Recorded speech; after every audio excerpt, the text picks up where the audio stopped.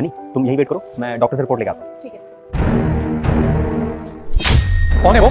किसके साथ घूम रही है तू? और ये मंगलसूत्र, ये सिंदूर किसके नाम का लगा रखा है तूने? तूने शादी कर ली? तुम यहाँ? मेरे बाप के कहने पे मैं देश छोड़ के गया, बाहर विदेश में जाके काम कर रहा था।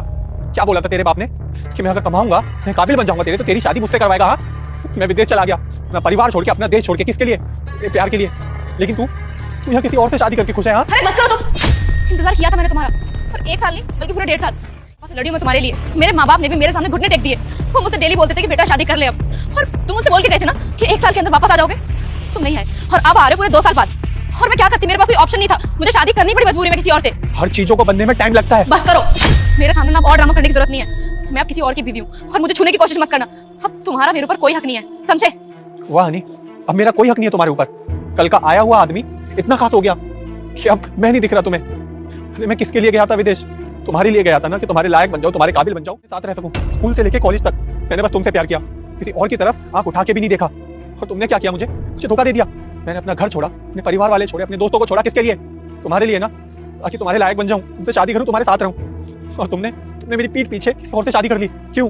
ऐसा क्यों किया तुमने? मैं वहां इतनी मेहनत करता था, 24 घंटे काम करता था, किसके लिए? ताकि पैसे कमा सकूं, तुम्हारे पापा को ये दिखा सकूं कि मैं अब काबिल बन चुका हूं। लेकिन तुमने मेरा इंतजार तक नहीं किया। बस करो बॉबी, अब इन सब चीजों का कोई फायदा नहीं है। चल चुका है, अब चीजें मेरे हाथ में नहीं है। मेरी शादी हो चुकी है, कोई और पति है मेरा। मैंने अपने पापा से वादा किया था तुम्हारे लिए।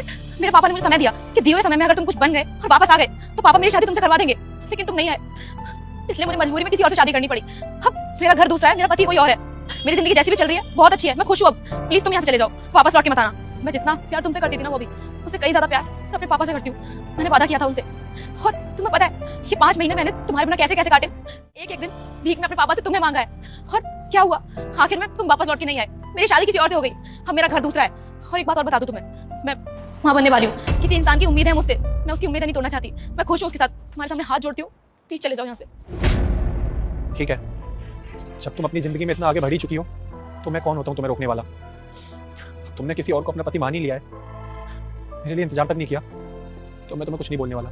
लेकिन हाँ, अब मैं किसी और से शादी नहीं करूंगा। मैंने हमेशा तुमसे प्यार किया, भले ही तुम मेरी हो या ना हो। अब मैं कभी तुम्हें अपनी शक्ल नहीं दिखाऊंगा। चलता हूँ मैं।